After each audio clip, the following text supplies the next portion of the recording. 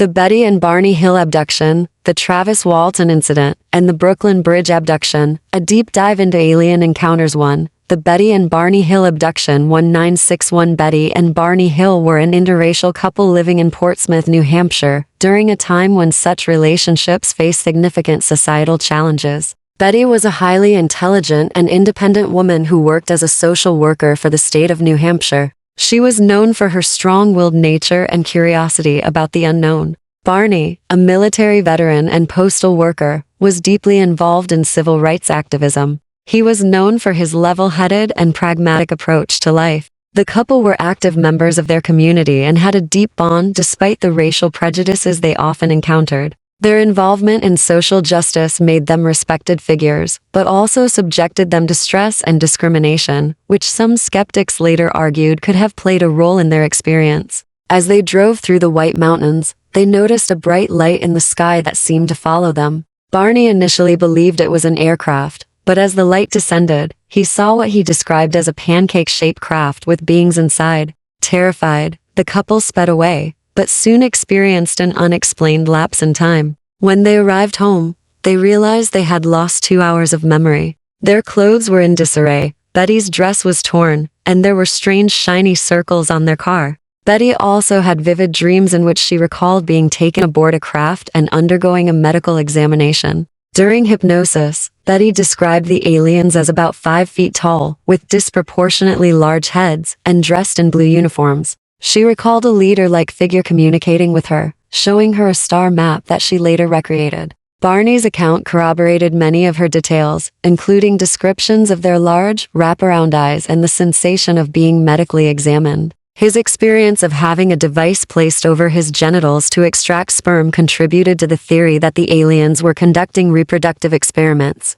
Betty also described the interior of the craft, which she said was sterile, metallic, and illuminated by an unknown light source. The beings communicated with her telepathically, and she felt a strange sense of calm despite the unsettling situation. They conducted detailed examinations, using devices to probe her eyes, mouth, and skin, seemingly collecting biological samples. Barney, however, reported feeling extreme fear and paralysis, and he described the beings as emotionless and methodical. Betty later recalled being shown a book by the alien leader, which contained strange symbols she could not understand. She was initially told she could take the book home, but later the beings revoked this decision. This has led some researchers to speculate that the aliens were experimenting with the idea of disclosure or selective memory retention in abductees. The Hills' story gained national attention after they underwent hypnotherapy with Dr. Benjamin Simon, who recorded their strikingly similar accounts. Skeptics argue that their story was influenced by science fiction, stress, or sleep deprivation, but believers see it as one of the most credible cases of alien abduction.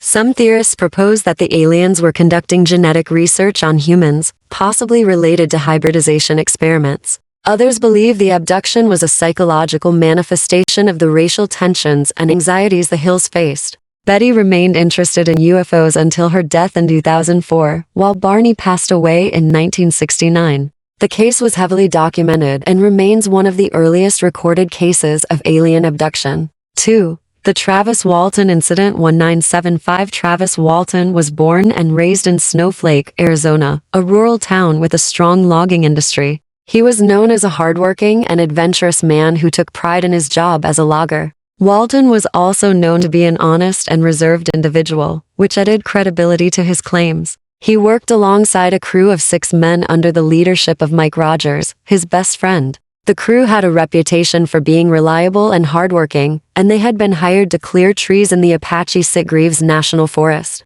Walton was an outdoorsman who enjoyed exploring the wilderness, making his alleged encounter with the unknown even more jarring. While driving home from work, Walton and his 6 co-workers spotted a glowing, disc-shaped craft hovering over a clearing. Walton, fascinated, stepped out of the truck and approached it. Suddenly, a beam of light struck him, throwing him backward. Terrified, his co-workers fled the scene, assuming he had been killed. When they returned, Walton was gone. Walton reappeared 5 days later at a gas station, confused and disoriented. He recalled waking up inside a craft surrounded by small, hairless beings with large eyes. He also described seeing humanoid figures wearing blue jumpsuits who seemed different from the smaller beings. Walton believed he was examined and then released. He recalled being placed on a table under a bright light, where medical experiments were performed on him. He attempted to resist, but felt paralyzed. At one point, he encountered human-like figures who appeared to be in control of the smaller gray aliens.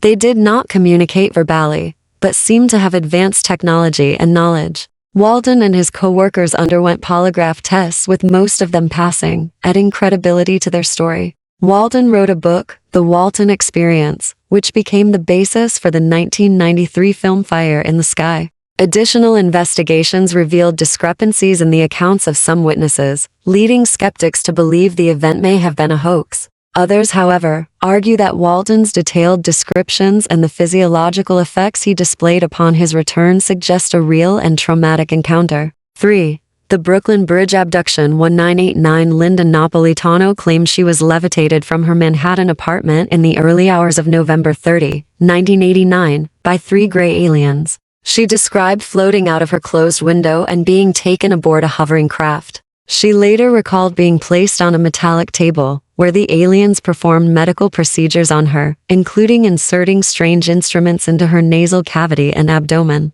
She also recalled seeing hybrid beings, suggesting an ongoing alien hybridization program. Witnesses and government involvement. 2 security agents, known as Richard and Dan, later came forward, claiming they had witnessed the event while escorting a high-profile political figure believed to be Secretary General Javier Pérez de Cuellar. They were deeply disturbed by what they saw and later attempted to contact Napolitano. Some theorists suggest that their testimony adds credibility to her claims and raises questions about government knowledge of extraterrestrial activity. Additional theories. Some theorists propose that Napolitano's abduction is part of a larger extraterrestrial experiment focused on human genetic modification. Others believe the event was a psychological manipulation program orchestrated by unknown entities. The supposed involvement of a world leader in witnessing the event further fuels speculation about secret government cover-ups and knowledge of alien interactions. Napolitano also claimed to have experienced repeated visits after the initial abduction. She reported experiencing sudden nosebleeds, unexplained marks on her body, and visions of hybrid children, fueling speculation that aliens were monitoring her post-abduction. The cases of Betty and Barney Hill, Travis Walton, and Linda Napolitano remain some of the most famous and controversial alien abduction stories. Each case shares common elements: missing time, gray humanoid beings, and medical examinations, yet each also has unique aspects that continue to intrigue believers and skeptics alike. While some argue that these encounters are the result of psychological phenomena, hallucinations, or elaborate hoaxes, others believe they are evidence of extraterrestrial visitations and ongoing experiments on humanity. Regardless of the interpretation, these stories continue to shape the discourse around UFOs and alien encounters worldwide. I hope you found the details of this story as fascinating and unsettling as I did. You, mysterious, curious, intellectual, disturbed, beautiful people. My name is Penny Flick, with Kreep-ish. I look forward to sharing more of these stories that captivate and intrigue our minds, which can challenge our way of thinking. Comment on your thoughts below as I continue to uncover the mysteries of our history, true crime, paranormal, conspiracy, and cringe-worthy, creepy content. Until then, keep questioning, keep exploring, and remember that the truth is often stranger than fiction.